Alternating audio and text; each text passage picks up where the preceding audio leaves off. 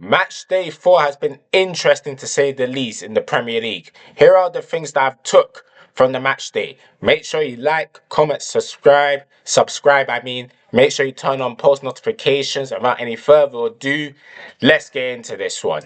So the first match, Arsenal versus Nottingham Forest, and one thing I learned from from the Arsenal point of view is that Eze definitely suits Arsenal. The way he wears the kit definitely suits him, and the way he plays will definitely unlock something different in that Arsenal team because he can take on his man. He will play.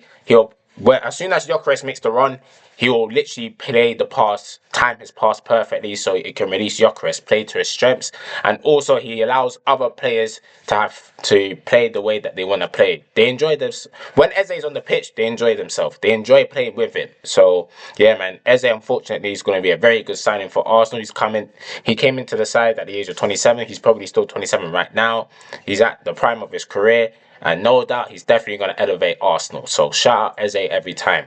As for Nottingham Forest, Ange Postecoglou is not going to improve Nottingham Forest. Nuno going, it was always going to happen given the reports that I've seen over the past few weeks or so. But Ange Postecoglou for me is a terrible appointment. In Europe, he'll probably win them a trophy because he does win trophies. But in the league, don't expect Nottingham Forest to be where they should be because he is not a good Premier League manager in my opinion. His sides can't defend.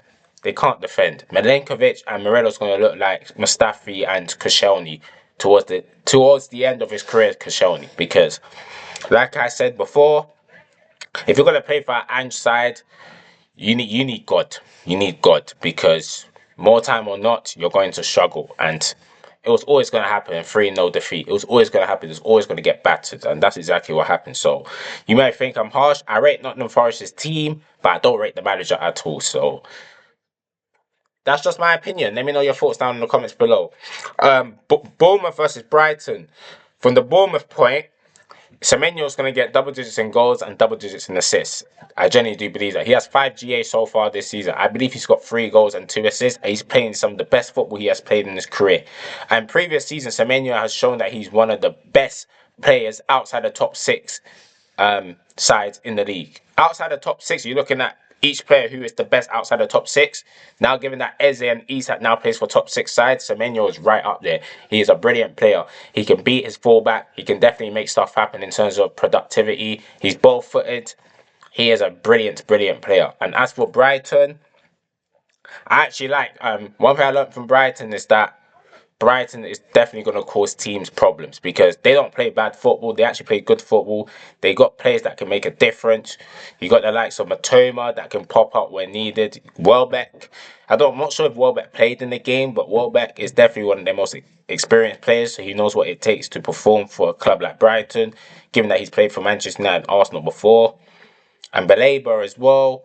Like Brighton's got very good players in it, and they will definitely cause teams problems. Aston Villa versus Everton. One thing I learned is that, again, Everton under David Moyes, especially at home, it's not going to be a very easy place to go to collect points because they're organised defensively and going forward they can create chances. You got the likes of Grealish enjoying himself, Njai enjoying himself. You got the midfield that's doing their thing. Yeah, man, I feel like David Moyes, the way he has the Everton team set up, especially at home, it's going to be very difficult to beat. And given that they've got 2 clean sheets in their first 2 home games, it just backs up my point. As for Aston Villa, you know the problems with Aston Villa? They actually got brilliant players individually on paper. You got the likes of Rodgers, Tielemans, Amadou Onana, they got Konza, they got Emi Martinez who was in top form in the game against Everton, but I just believe that it just got stale. I believe it's gone stale. Like, obviously, the PSR issues people are going to talk about. They're not qualifying for the Champions League, definitely affecting them in their quest to sign players to improve the squad. And yeah, man, it's looking a bit. I wouldn't say it's looking a bit bleak, but it's looking real uncomfortable. I think it's 4 games they haven't scored in the Premier League so far. Yeah, man, I feel like things are going to get stale. But hopefully Aston Villa improves. I actually like Aston Villa. I actually rate the players that they have. So hopefully Aston Villa can fix up their form. Because Aston Villa, when they're performing at their best, it makes the Premier League better. Newcastle versus Wolverhampton Wanderers. Voltemeda is definitely going to surprise people. Because, you know what it is? When he signed, I've seen clips, I've seen comp. I haven't watched a full 90 because obviously he's playing for Stuttgart. I don't really watch Stuttgart like that. Obviously, he's played for Germany international level, but I don't watch international football. I'm not gonna lie. So this is the first time I properly saw him for a full 90 minutes, and I feel like he definitely have the fundamentals to do well in the Premier League. It's not box presence he has. You see that header he scored as well, brilliant header. I can see that he definitely has good shooting technique, and his link-up play is definitely on point. The way he can lay off his teammates, the way he can protect the ball, the way he can hold up the ball as well. Yeah, man, it's Newcastle over the previous years. They like strikers like that. That not just is a goal scorer. They can also do things outside the box. So, well, to me, that definitely have the fundamentals to flourish in the Premier League. And as for Wolverhampton Wanderers, they do create chances. Like Vitor Pereira, that you can tell that he's definitely coaching that Wolverhampton Wanderers team. They do create chances, just that they don't have the players to finish it off apart from Larson. Like even the chance that they had when it was squared across and then the Newcastle defender done well to put it out for a corner.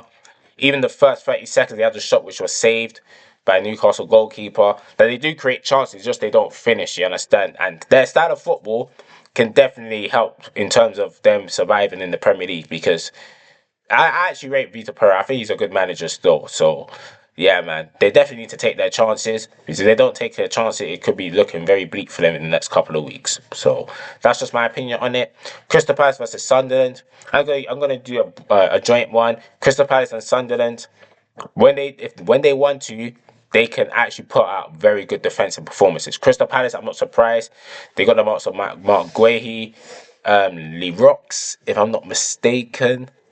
Obviously, the fullbacks, Muniz and Mitchell, like, they got a very good defense, you understand? And the way they defended, like, I'm not really surprised. I'm not really surprised. It was a good defensive performance. And as for Sunderland as well, it was a very good defensive performance as well. Like, I can tell that the way Xhaka has slot into the side definitely helped the morale of the team. And the defenders are definitely doing their job as well. So, yeah, my Sunderland, I don't believe they're going to get relegated this season. I feel like they're going to do well, like, to stay up in the Premier League. And yeah, man, it goes to show that there's no easy games in the Premier League, man.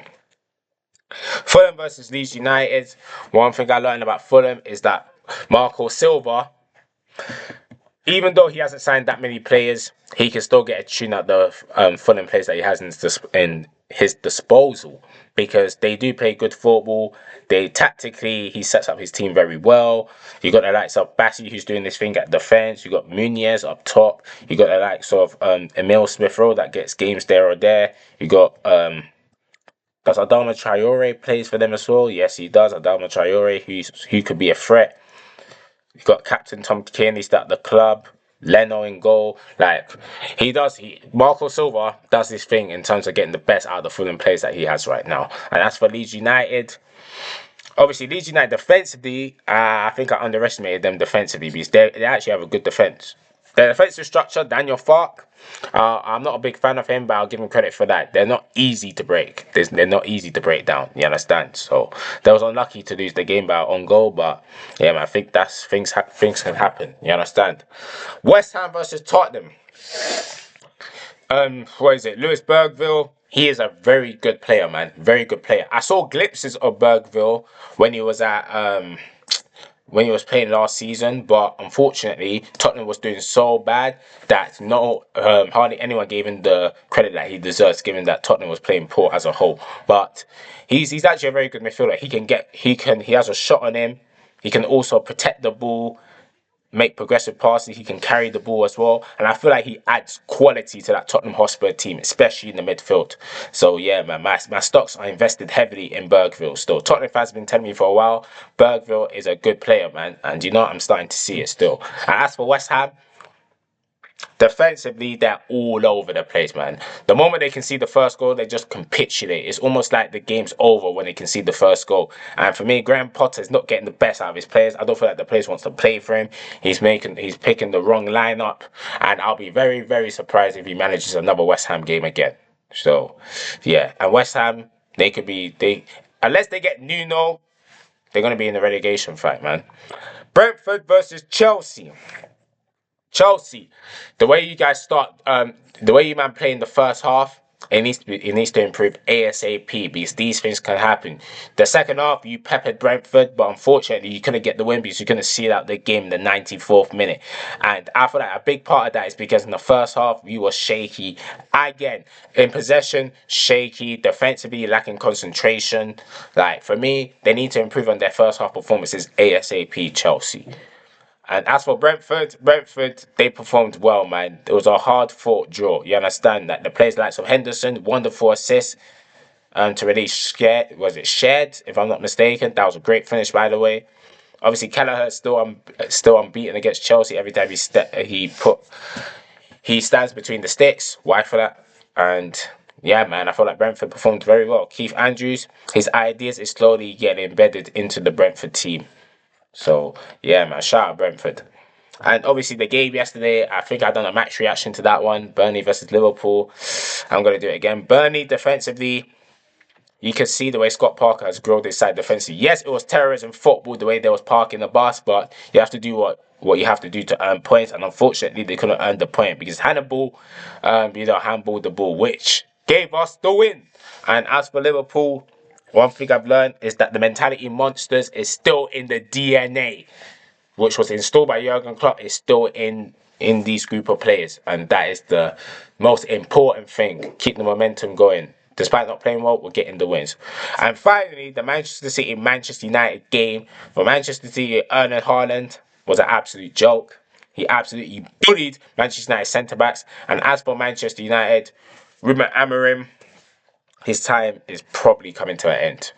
He's probably coming to an end. He's not going to change the philosophy. He's not going to change his style of play. His style of play. He's basically saying to the Manchester United players, "You have to buy into my philosophy," rather than he learns how to buy into their style of play, because it's looking peak right now. So yeah, man, that is my thought. These are the things that I learned from the game that happened in match day 4. Very interesting to say the least. But yeah, man, that's the things that I learned. Hope you guys enjoyed the video. Thank you guys for watching. Make sure you keep liking and keep subscribing to the channel. 202 subscribers. Thank you very much for the 200,000. Not 200,000, hopefully very soon. Thank you guys for the 200 plus subscribers. Really appreciate it. And more videos will be on its way very soon. So stay tuned for that. And until then, I'm out.